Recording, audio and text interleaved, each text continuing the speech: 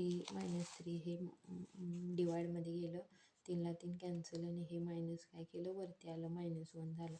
मग route of simultaneous equation काय आहेत, XY = 1 आणि -1 आहेत.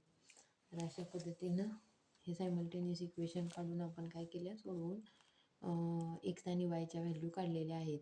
नंतर पुढला क्वेश्चन आहे, find the value of x + y for given simultaneous equation.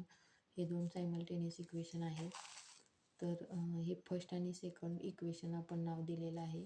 नंतर क्रॉस ज्या वेळेला समान असतं त्यावेळेला काय करायचं असतं, आता इथं एक्सचा सहगुणक हा वायचा सहगुणक आहे दुसऱ्या इक्वेशनमध्ये, इथं वायचा जो सहगुणक आहे तो दुसऱ्या इक्वेशनला एक्सचा सहगुणक आहे.